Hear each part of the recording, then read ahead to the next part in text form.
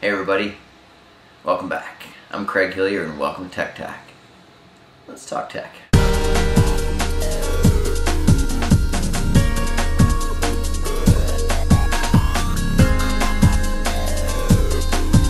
Thanks for watching again. You might notice first off, well, I'm missing something, and well, yes, I got rid of my hair. So I had enough of dealing with that crap.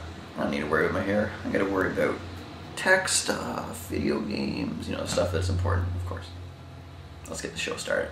Alright, first thing we're going to talk about tonight is iPhone versus PSP, Sony PSP. I think get a little bit of a grudge match going.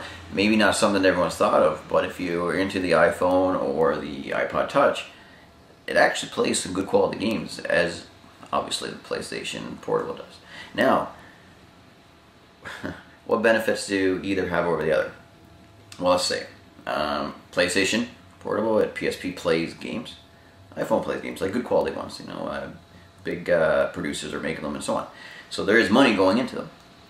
The iPhone is touchscreen. PSP is not. Okay. Now the PSP has actual analog sticks. So where used to pretty much anything normal PlayStation or Xbox, you can just pick up this portable and play it. Now with the iPhone or the iPod Touch, you don't actually have any physical ones, but they do manage to put on an analog stick kind of on the screen. So I guess the controls will probably be better on the PlayStation Portable, and probably they are. I've definitely have both. Now as for internet browsing, well, both do internet browsing, but the actual iPhone uses a Safari browser.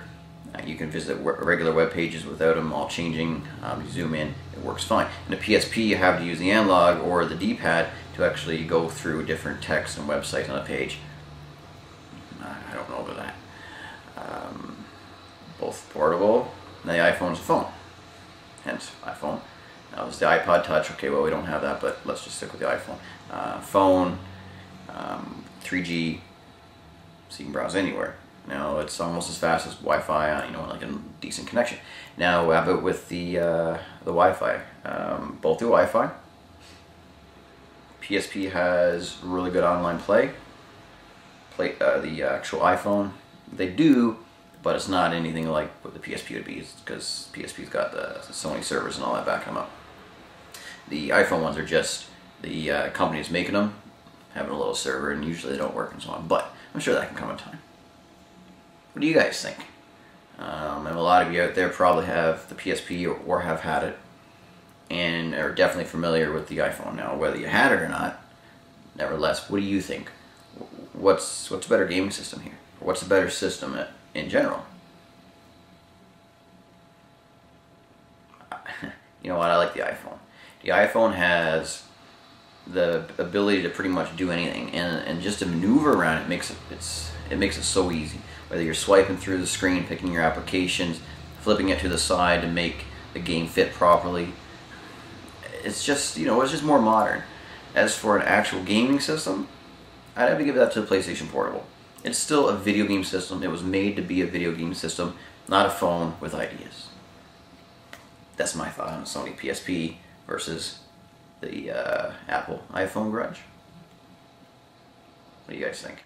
So the next thing I have is Blu-ray versus DVD. I know that's an odd comparison, but you'll see what I mean here. So, do I go out and buy a Blu-ray player? Do I start off my collection from scratch? And is my rentals going to cost more? Or do I stick with my DVD player, keep building my library, and watch my current movies I have, and rent them or buy them at your larger video stores for a couple bucks each, 3 for $12 or whatever. There's so many out there. It's always wicked deals. So why buy a Blu-ray player? So you have a DVD player, and let's say you have a good amp and you have a good television. The audio is going to be great for sure, 5.1 or DTS or whatever the movie's encoded in. Generally one of those two. So do you go to a Blu-ray where it's a lot higher encoding, but does your receiver even support that output? If it doesn't, with a more, like a more recent model, let's say in the last, I don't know, maybe a couple years, year for sure, then yeah, you're going to have the support for it. But let's say you bought it a couple years ago. So are you going to go now to take advantage of the Blu-ray player for sound, but you need to have the extra money to buy a receiver?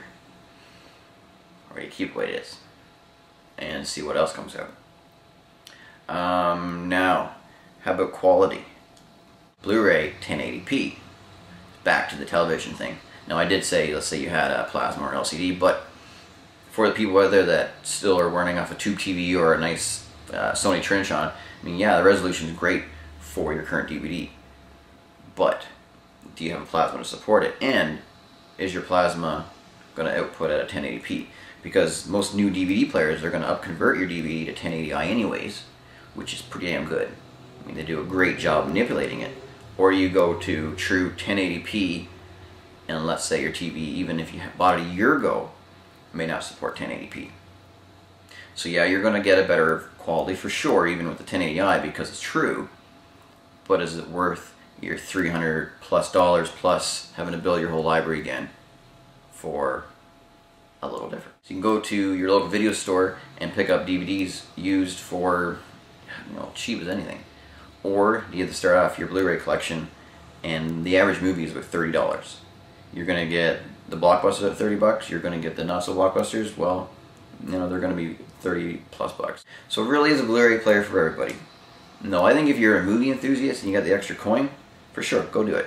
If you could get rid of your 1080i plasma, 1080i LCD, and get rid of it, and you got the money to go buy 1080p, do it.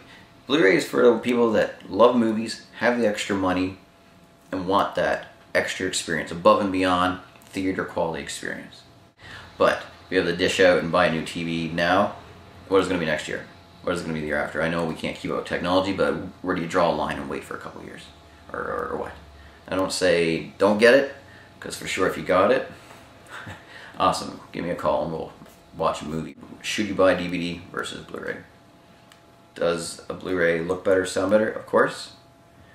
Should you go out and spend all the extra money on it right now? If you have it, go for it. But if you don't and you're happy with your DVD collection, I suppose if you don't have one side by side, you really can't tell what the difference is now, can you? What do you guys think? The topic on movies here. Because a company called Vudu has just released a new set-top box that streams, well, movies from the internet to your television. Okay, so what's the difference in that company opposed to the Apple TV and the Microsoft Xbox? Well, here it is. The Microsoft Xbox and the Apple TV, they both stream your movies in 720p. Now, here's what the Vudu does. It streams it in 1080p, so that's the same as a Blu-ray player. And it actually is the same video quality exactly. It's both 1080p 24. Blu-ray player is going to output a sound in true HD. Now, the Vudu is only going to put it out in 5.1. Now, 5.1 is still good, especially if you want to have a nice digital collection, save on your hard drive or on the system. But if you're one that has the receiver to support it, and you want great audio, the Blu-ray player is still going to get it with the true HD. So I don't know if I'm sold on this one yet. It sounds like a great idea. We're going in the right direction. Chances are they're probably going to upgrade the sound once they have the ability to. That's probably not too hard of an upgrade for them. Now, I don't know. I kind of like the hard copies of it. Again, I love having MP3s and not CDs, but for some reason I like putting a disc into a drive and watching a good movie. That's just my thoughts. Thanks for watching. I really appreciate it. It's been a blast. I love talking about tech. If you guys want to email me in regards to anything you want to watch, you want me to talk about, you want me to review, you want me to look up, send me a line at hilliercraig@gmail.com. And all this just can't happen without a place to put it. And I'd like to thank Xbox Syndicate for doing that. That's www.xboxsyndicate.com. That's where my videos posted. As soon as I have one, it's on there first. And go on there and join. It's an awesome site. You have Xbox everything. You want to talk about reviews, you want to talk about games, you want to actually come and join some of our gamer nights, go on over and join it again. That's www.xboxsyndicate.com, and I will see you next time. See you later, guys.